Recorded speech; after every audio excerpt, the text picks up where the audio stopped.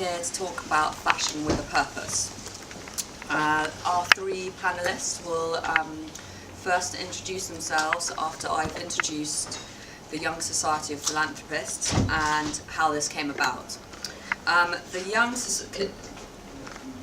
Is it better with this? Yeah. Yeah, okay. The Society of Young Philanthropists was started by Lexi, who's taking pictures, and it's dedicated to facilitating and incentivising giving amongst our age group, basically 20 to 35-year-olds, who are young leaders in society. It forms the UK division of the World Council of Peoples for the United Nations and centres around an app which is called Give London. This connects people with causes, the idea being that the causes that appeal to them most they can give to and will be given rewards in return. The brand's already involved at Annabelle's and Beulah, London, who you may know, and there are others as well. Another aspect to the project and why we all got involved is in order to create these panel discussions, sort of centred around giving in different sort of sectors of society, from fashion to arts, and today obviously our talk is fashion with a purpose, and I'd love all of our panel speakers to now introduce themselves. So I'll start with Oliver from Lovebrand. Thank you. Is this working? Perfect. Where to begin? So I'm the founder of Lovebrand & Co, which is a British lifestyle brand. I suppose it all started about 3 years ago when elephants were to be found all over this city. Being a Londoner, I was very curious and excited by this, and I hope maybe some of you saw these elephants. It was a very popular initiative by Elephant Family and Elephant Parade back in 2010, and it couldn't have happened at a better time for me, because at that time I was kind of drifting in a wilderness, unsure of what to do, having decided only that I didn't want to be an architect. After having read it for some time at Edinburgh University, I just decided that I didn't want to go down that route. So I was lucky, I suppose, in many respects, because I could take the time just to step back to think, now, what do I really want to do? And it was in that time of thinking and a lot of soul searching that and a few holidays, I have to add, that I recognised two things. One is that I felt very much that there was a gap for a new swimwear brand. We were all, my friends and I, a bit brand bored at the time, and I felt that maybe that there was a space that could be good. And having been fortunate enough to be sort of in lifestyle to a degree through some friends, I decided that maybe I should have a crack at that. And what was the brand going to be about?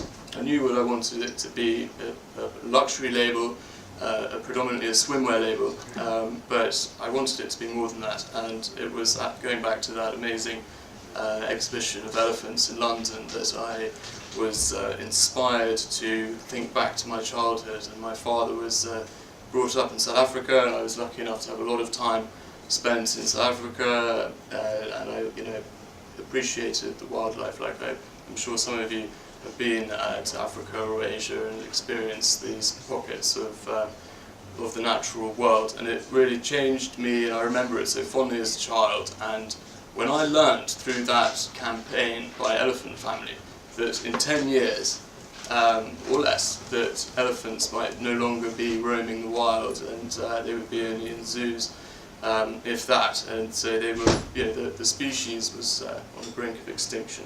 And I felt it was up to our generation to make sure that our children could have the same fortunate experiences that I had. And so I started Lovebrand & Co, and in the name, the love is the idea. It's an ethical brand that we raise awareness and increasingly, hopefully, more and more vital funding for elephant conservation around the world. I think that's in short. If anyone wants to ask me more questions, you can fire away at the end. And we'll now go to one of the founders of Gandys, Flipflops. Thank you. Afternoon, everyone. Thanks for having me in. Rob was meant to be here, but I got pulled in at the last minute. But me and my brother, we started a flip-flop brand about 2.5 years ago out of our bedroom in Brixton. and there's a lot of, like, when we were brought up as children, we put a lot of that into the brand and what we do now. So we used to live in India as kids, and we kind of travelled all around India, the subcontinent, for about 4.5 years, and like every day was different. Whilst we were travelling, we would play cricket on the beach.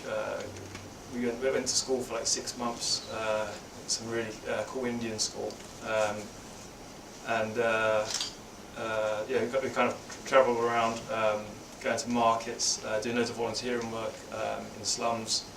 We worked in orphanages, and sorry, Rob normally comes down and does it. Whilst we were travelling, we were then caught up in the Boxing Day tsunami back in 2004. So we then had to hitchhike back to the UK, and then I came back to the UK, lived with my sister and that until I was 18. I went off travelling, and whilst I was in Australia, Rob, my older brother, he came out and surprised me for my 21st birthday and said, "Oh, what do you think about setting up a flip-flop brand?" And I kind of like laughed at him, because me and him would come up with a business idea every week. And he said, "I know this one will do like a project and loads of like a social side to the business, etc." And I was like, "Okay, this sounds quite exciting now." So then carry on looking at the product on a website called Alibaba, like getting the prototypes backwards and forwards. And he then said, "Oh, I'm actually going to do this one." So I said, "Okay, I can't let him do the business on his own, because me and him are very close." So I was 21 at the time, and I said, "Oh, let me carry on saving up and I'll move back to the UK." So then I moved back to the UK, I slept on his sofa, and it was like a small living room of his flatmate in Brixton. It was our drinking room, our games room. Like one month we couldn't afford the rent, so it was kind of like we literally started it with like very little savings. And we in our first year we've funded a teacher and supported over 100 children and a nurse in India. And then last year we did a big project with the Prime Minister David Cameron in Sri Lanka. We did a collaboration with Accessorize. We supported that for the next 3 years. And then this year we're about to build our first Gandys Kids Campus, which will help over 400 children in Sri Lanka, and it will give them medication, nutrition, and loads of help around that, which is quite exciting. So we're going over there, they're kind of halfway there, we're building it at the minute, and then we want it so that we continue to do social projects and have like Gandys Kids Campuses all around the world, and doing big projects in every continent and stuff. And that's kind of a little bit on the social side. And then like we kind of like to do loads of cool designs. Like we did a collaboration with Liberty this year, which was really cool. So we like to use loads of prints, and we've got some really exciting stuff lined up for next year with the V&A. We're doing something that's saving lions, not elephants. There's 400 lions in India that are close to getting extinct, so we're working alongside the villagers and stopping them from attacking their cattle, and that, so it's quite exciting. So we're doing that, and that's kind of, we just launched into different markets as well. So that's kind of a quick overview of the brand.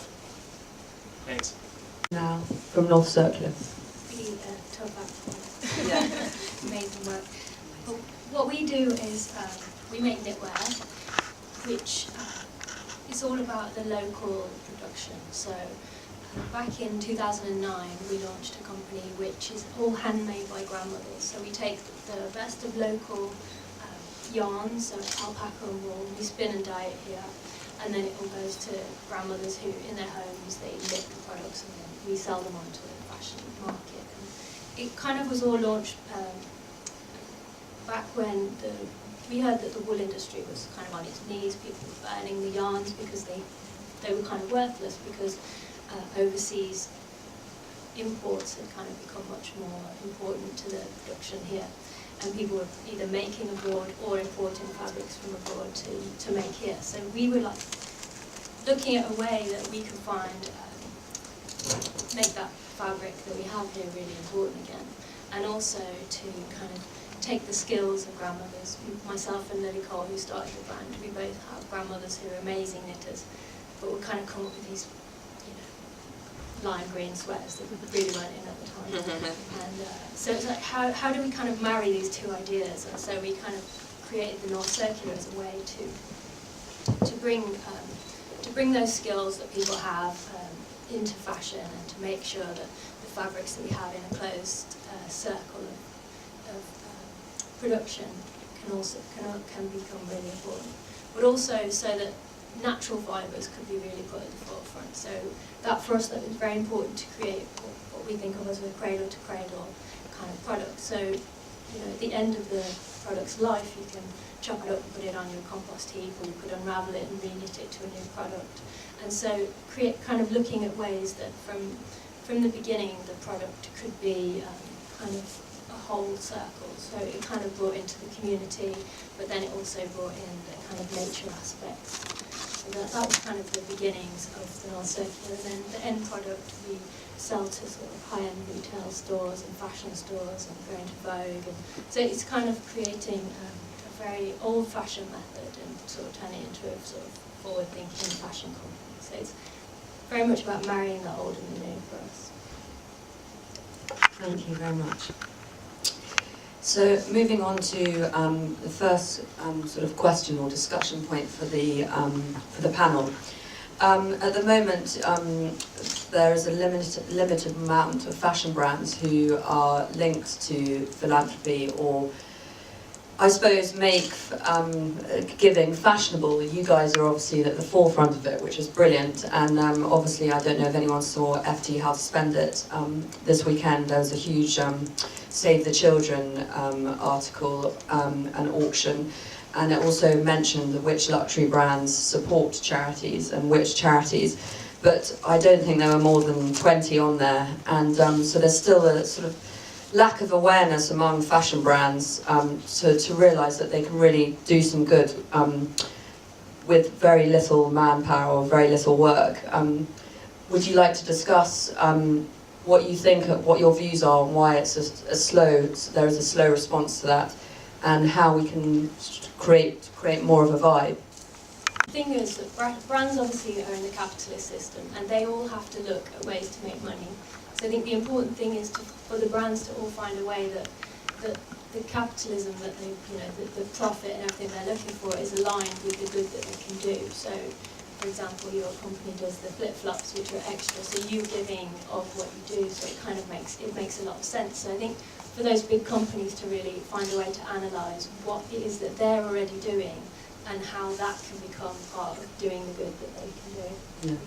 That's a good start. Yeah, I think a lot of big companies, when I've gone and done a talk at some schools and stuff, and when you mention to them about making profit, they kind of get a little bit scared of the word. But the more profit you make, the better, because the more good you can do.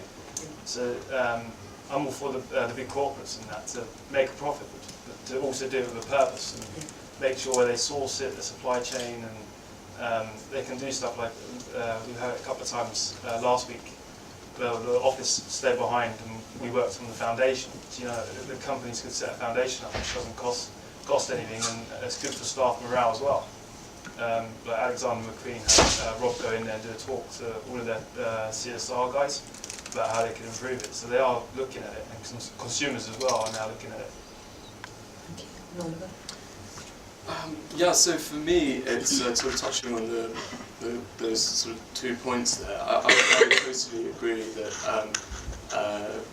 I understand the sort of reason that we're all here, and that there's that communication needs to be there. And is the fashion industry, you know, are they going to be more charitable? You know, is there going to be more of this? Is this the beginning of a great movement? For me, actually, I feel that the fashion industry is very charitable. I just don't think it's communicated it brilliantly. And when you work in this little kind of fashion for a cause, or this sort of, when you just touch your life, you immediately start learning things. And the more and more I do this, the more and more involved I become, and the more and more sort of knowledgeable of the sector I am. And even yesterday, I was talking to someone who isn't in fashion, but she started a sort of mothers club, effectively. And one of the projects she was telling me about was a charity that getting people back into, women into jobs by taking clothes, high-end fashionable clothes from designers and giving them a wardrobe to go to their first interview, and it's called, I believe, Smart Works. I'd never heard of it before, and I just use it because it was just yesterday, but it is literally every day that we will go around, and I'm encouraged very much so that this is a real movement, and I feel that there's just a lag. It was only a second ago that the fashion industry was trying to sort of shed its reputation for skinny models and the carbon footprint and the packaging materials and all of these things, and how we just sort of recycle and reuse and do all of these basic things. And I feel like it's, that's sort of the first step, and now it's become more interesting than that. And I think for me it's an opportunity to actually connect brands to a cause, and I really love the Gandhi project, and I see so much strength in associating a kind of sort of focused vision for a brand, because it empowers the customer, I think, and it makes for brands like mine, I think, because without it would just be another ready-to-wear label, of which there are so many, and I think people associate my brand better because we're giving back to wildlife. And that sort of thing I found very interesting. It's a phrase called bisociation, which is the blending of two previously unrelated ideas for a greater good. And that's the kind of sole idea, or the kind of core idea behind what I'm doing. I don't know if I totally answered the question there, but I don't think it's negative. I think it's hugely positive. That leads on to my next question, really. You guys are great examples of how to do it, how to make a difference, how a brand can make a difference, and what you touched on it briefly, but how and you did just now actually. If somebody is coming up with an idea to create a fashion brand, or it doesn't necessarily need to be fashion, it can be any sort of brand, and also would like to link it to philanthropy, what would you say the sort of main points are? Would it be something you're passionate about before, or sort of linking it in another way? Say how would you move? How would you sort of link it so it's an obvious link without being too complicated for the brand? I mean, for us, it's within the production cycle, so it makes actually the capitalist part of it really great, because, as you say, the more good you do, the more good you can do with it. So, the more production that we have, the more elderly we can employ and support, the more sheep we can support, the more young little farmers and small holdings. So, I think, for people to look at their brand and really analyse what they want to do as the end point, but to take it all the way back to the beginning, and to start by making great benchmarks, because obviously once you're in the business and you're doing it, you're always going to have to sort of meet your deadlines and make stuff happen. So things will naturally filter down to lower than you want them to be. So I think if you begin and know, if you've really researched your area and you know what the problems are, then you can start really high and get the production itself creating good. So I think that would be my suggestion for people thinking. I like to, what we do is I like to do stuff with school children, because of when we were in India, we used to do loads of volunteering, and then when we came back to the UK, we were very lucky that there's a good social system here. So I like to do stuff in the developing world because that's what I'm passionate about, and I think that it kind of transpires amongst all the people who work for us. So I would probably recommend choosing something you're passionate about. Does everyone in your company who you employ have a passion for philanthropy, or wanting to sort of go with your thoughts and views on it?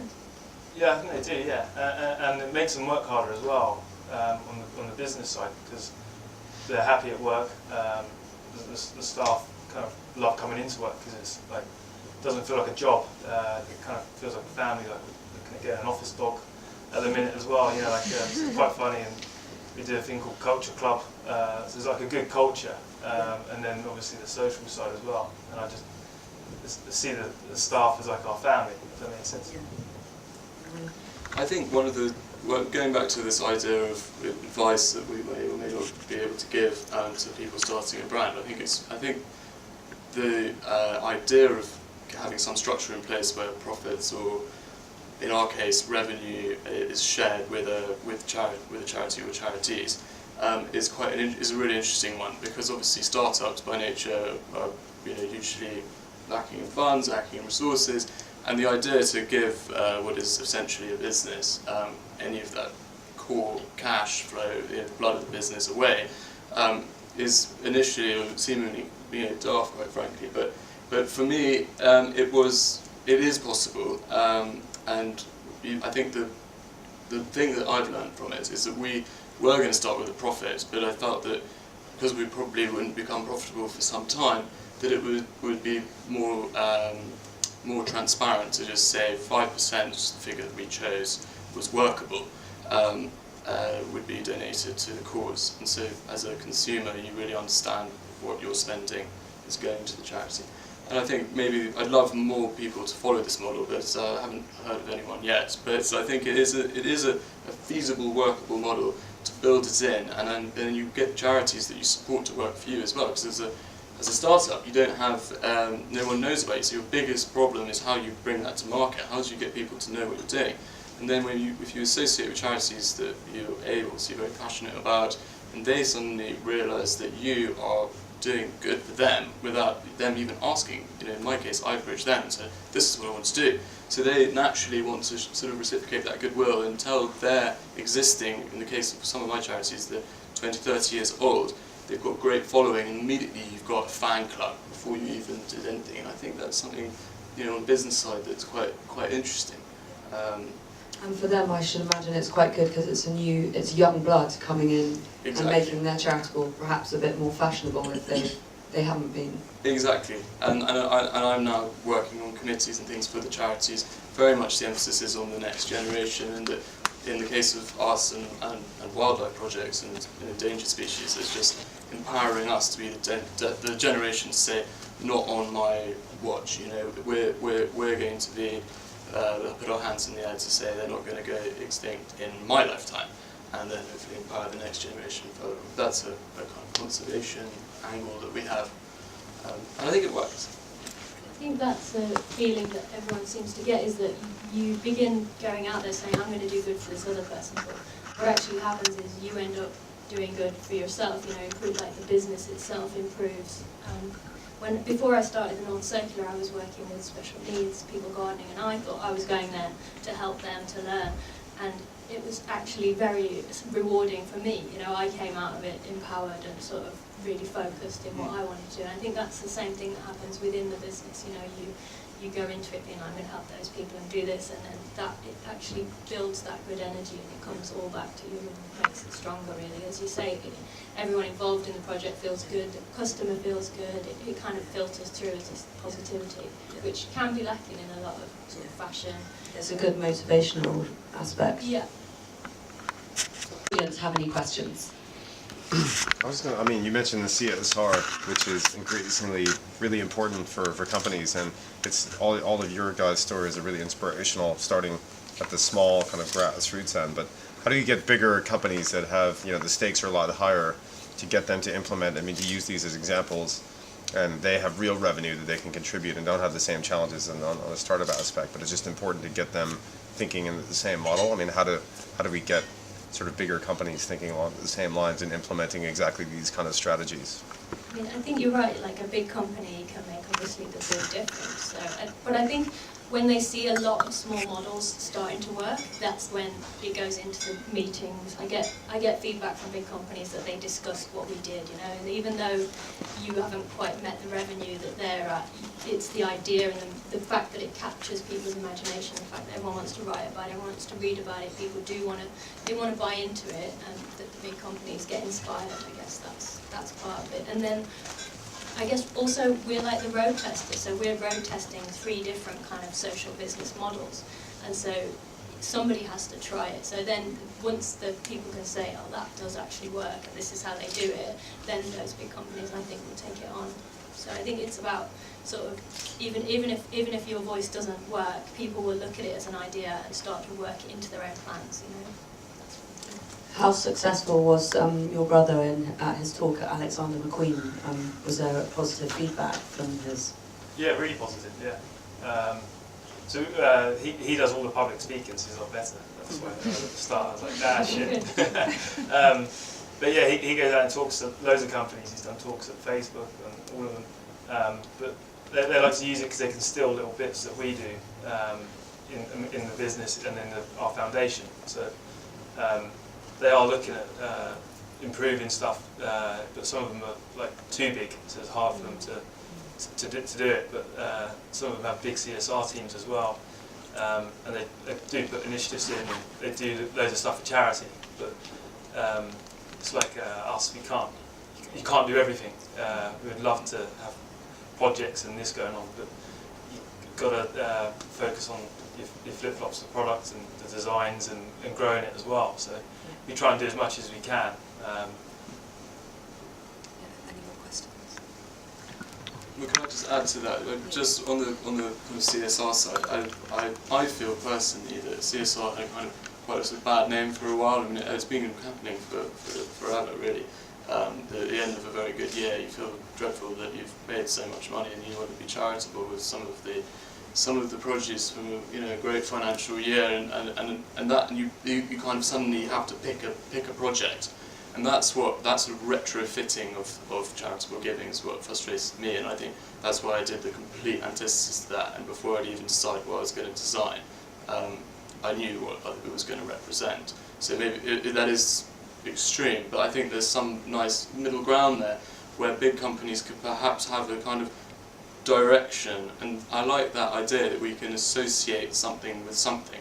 Even if I was just listening to Capital FM today, they support children's projects in London, and they have done for years, and I'm starting to think Capital think children's projects, things children need,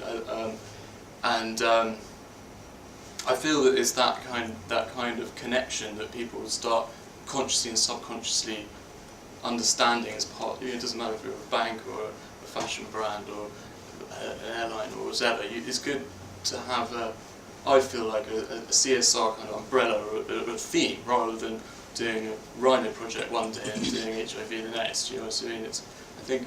I feel that would be a really good point to make to the CSR teams in the big corporates that are making differences, sort of focus and going back to, I sort of learned this from really inspirational talk that I listened to by the guys that started Wild Aid, and their main message is focus, and I think that was also my mentor to me when I started Lovebrand, is focus.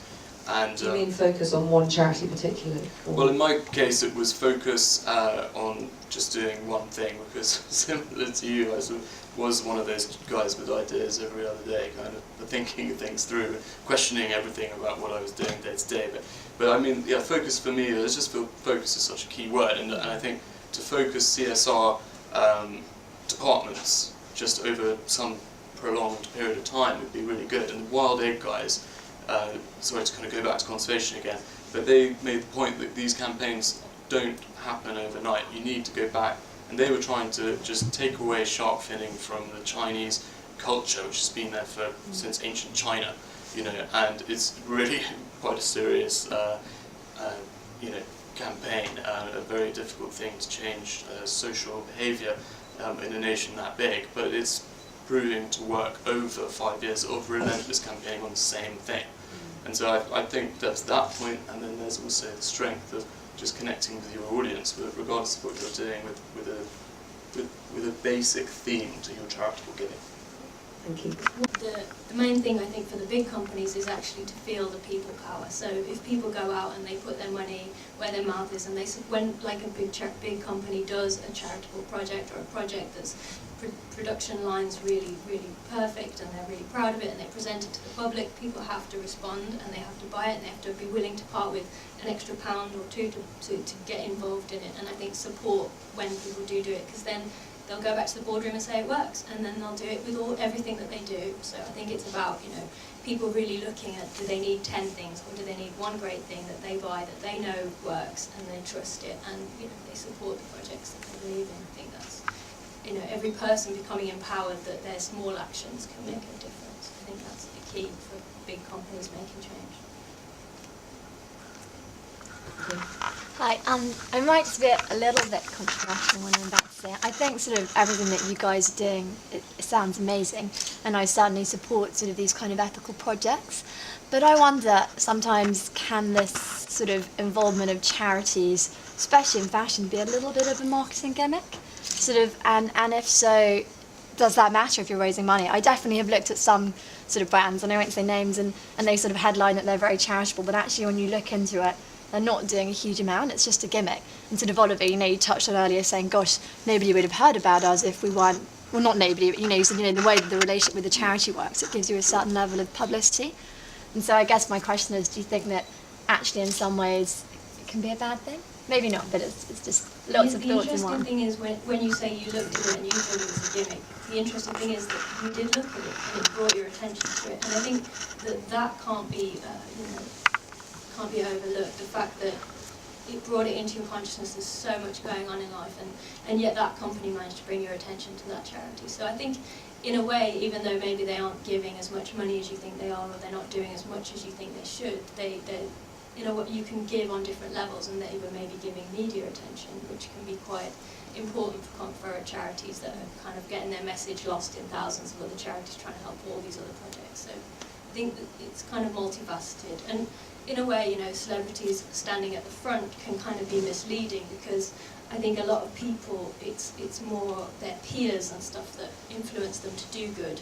So if you know someone who died of breast cancer, you're more likely to go on those runs and become part of that charity, because it really means something to you, whereas always thinking it should be a celebrity or a big company that do it, most of the time people look at celebrities to decide, oh, I like that dress, or it's kind of more of a daydreaming kind of thing. It's not really where you become empowered. You don't think, I'll go and do this charitable act because Rihanna did, or a T-shirt with it on. I think every person has to become more involved.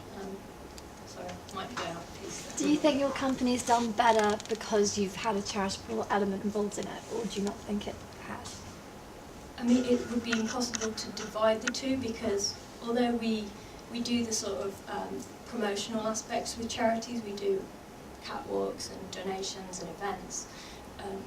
For us, the real charitable aspect is involved in the production, so I couldn't really say that divide the two things, but I would never have done it if it wasn't for the charitable aspect. So I can't divide the two, but it definitely brings as much good kudos as it gives, for sure. So yeah, we benefit and they benefit. Yeah, I feel exactly the same way, if I may just say that in response to your great question, is that for me it's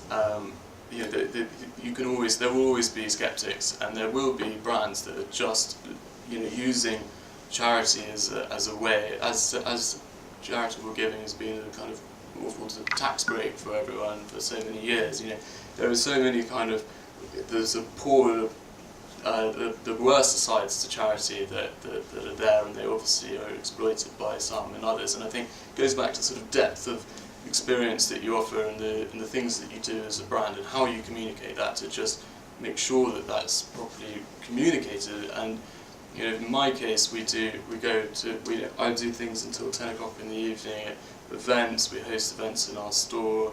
We do fundraisers. I mean, outside of the revenue share thing, we've raised over £100,000 for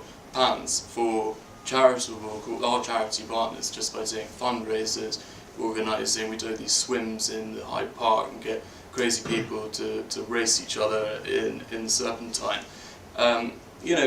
Brings in a good crowd, and you raise money for our cause that way. And I think you just have to spend a little bit more than 30 seconds on a website or read a little bit online, and you'll discover that it's quite obviously more than just a way to get your sales up or whatever. But I don't disagree with you that I'm sure it's abused, and it's just a case of I think heroing the ones that are genuine. You can kind of see the ones who aren't genuine. It's kind of like, I won't name them, but they're just doing it just because they're big and they kind of feel like they have to. I guess it doesn't matter though, if they're raising money and they're raising awareness. Yeah, I suppose. And it's not always about sometimes people always think about giving money, but you can set up initiatives. Yeah. You can set initiatives up that don't cost anything. Like we do loads of entrepreneurial stuff. It's like over 30,000 school children. And they do, it's really cool, they do like a pie chart, they do like a survey, they go into their parents' work and ask their colleagues and then they do like a presentation, like who they'd sell it to, they do the design, they do an advert, and then they come up and pitch us. We had like a final with over 1,000 children, and Theo from the Dragon's Den. And then they came up to London, and we put the adverts on the bus stops. These little girls were screaming, taking pictures of it. There's little stuff like that, but I've probably spent a couple of weeks on that project doing that. It probably affected sales on the business, but it's what I like doing, so yeah. Any other questions from the floor? Actually, sorry, just one quick comment. I mean, it's one thing that Lexi is trying to do is Society of Candidates is sort of almost change the terminology from charity, which is well-intentioned, but in some ways negative because it connotes sort of giving and needy rather than empowering people, which is really fundamentally, you know, a lot more inspirational and can create change other than just sort of handing over, you know, making charitable donations. So it's really about sort of, as you say, empowering people all along from sourcing of the raw goods and the supply chain and so forth. So I think that's a really important sort of takeaway message. And that's why I suppose we're creating the app Give London for that reason as well, so you can connect people to the causes that appeal to them most. And it doesn't need to be financial. With modern technology, there are many ways that it can be done. Any other questions? Lexi? Yeah, so I'm Lexi, I run the society. We are creating an app, as we've just been talking about, called Give London, and it's about bridging the fashion world, well, partly anyway, with charity and giving. And something that people say to me a lot is, how can you get luxury brands to give if they're, you know, spending so much money on creating their goods and charging people so much money? Like, surely it goes against the whole concept of spending £1,000 on a coat or whatever it may be. Have you ever found any responses like that? I mean, okay, it's not luxury, but it's the same sort of concept. And has anyone ever said to you, you know, fashion is completely contradictory to the world of charity in that way? As I alluded to today, I feel that they can be knitted together really closely, and I feel that charity or philanthropy, any form of giving, the more subtle it is, the more embedded it is, the better. I mean, the old school approach of, you know, call this number to give forever and do this, do that is great. You know, people who are giving, obviously that's the bottom line. But I feel I love projects, and you guys are doing it so beautifully at just seamlessly giving, and I think the fashion industry is a really good vehicle to do that, because you can put it into your supply chain, you can put it into the environment in which you sell it, on your swing tags, on your campaigns. It's a great vehicle for messaging a really wide audience, and I just think the way that the industry is brilliantly poised to do that. And also people, probably it's a bit the selfish angle as well, but I've learned that people are a bit bored of just, sorry if anyone's done the marathon or anything like that, but giving to a marathon or another sponsor me, blah blah blah. But if they can actually buy a pair of beautiful swimming trunks and know that they've given something back, likewise with you guys, they feel more empowered as well. So that seems to be the movement, the positive movement. Yeah, because it's actually a practical art. Even though when people think of fashion industry, they think of big, useless gowns.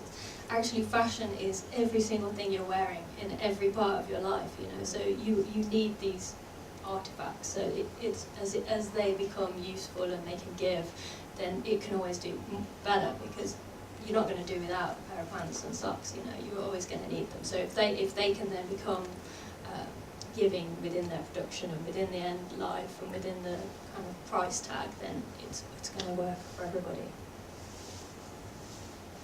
Did that answer your question? Yeah, well, sure. No, I mean, I completely agree with all of you about the way that fashion can help. I was just wondering if anyone had ever said to you, no, it can't, like, you're doing the wrong thing, or... Oh, everyone laughed at me at the start. Did they? Yeah, me and my brother were bloody idiots. Selling flip-flops in the UK. Everyone laughed at us and said that it wasn't going to fail. And, our website was kind of bad when we first started. It was like a £500 website. And like we had like 5 flip-flops, and that was it. And our photo shoot was done on an iPhone. The backdrop was the bath, was the backdrop. So everyone said it was going to fail. They were probably right. I think within fashion, anything that comes into fashion naturally has to go out of fashion, which is the problem with ethical becoming fashion. For us, you know, we kind of entered the market when it was a very exciting thing for people to have ethical fashion, and so then obviously a few years later, any fashion student I go to rolls their eyes like, I don't want to be involved in that. I want feathers from here, and I want sequins from there, and I just want, you know, they want to create, and they don't want to be limited by the ideas that you know, that you have to think it all through from the beginning. So I think that that can be the one stalling point, in that designers want to really design from their heart, and they want to create. So I think that's why. Obviously, the whole thing improving is going to make it easier. Is that a question? Yeah, well, I was just going to kind of add to that. I don't know if it's a question, but I suppose kind of along Lexi's point, and also yours, maybe there's a distinction between fashion that you're talking about, how functional fashion, or, you know, a pair of flip-flops or a pair of pants, you know, they are garments that you need. But perhaps the difficulty traditionally in luxury fashion is that at the moment someone is about to spend £2,000 on a handbag, they perhaps don't want to be reminded of the 2,000 people who can't afford to eat that day, or whatever it is, or the 2,000 cows that died to make the handbag, or all the horrible things that are the truth behind really high-end luxury fashion brands. And I guess, I don't know, I'm totally inspired by everything you guys are doing, and so I suppose my question is, what do you think the future is with that? Because there are so many of these high-end Parisian luxury fashion brands, and how are they going to get on board with this stuff? Because from my knowledge, and I refer back to FT How to Spend It, it was just a very interesting article. It was, their whole supplement was about luxury brands giving. Because of that reason, and it's as an important point, they don't. They prefer to do events or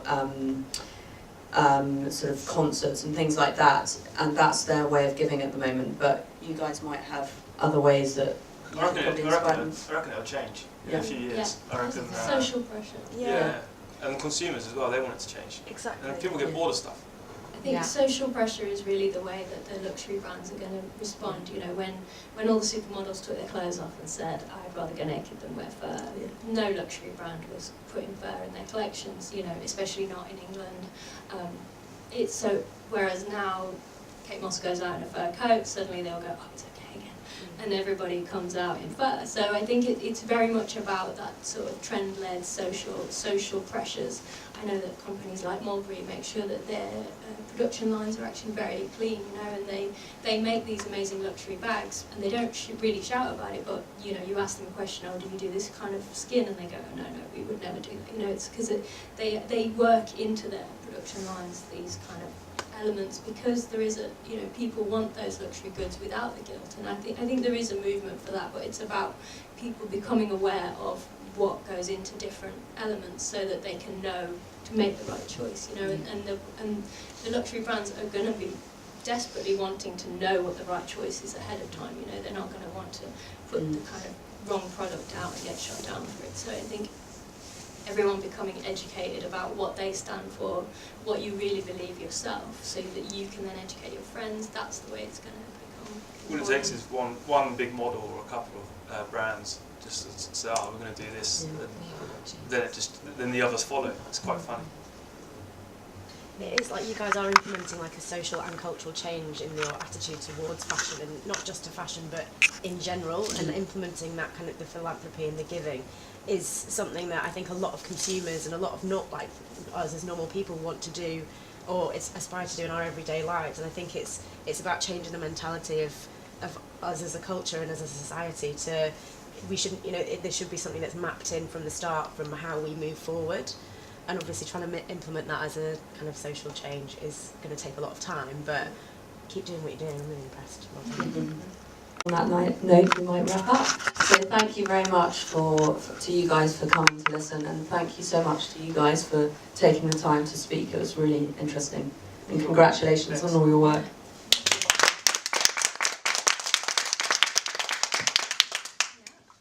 I just want to thank everyone everyone so much for coming today, for all of our wonderful speakers and chair. I think it's been incredibly interesting.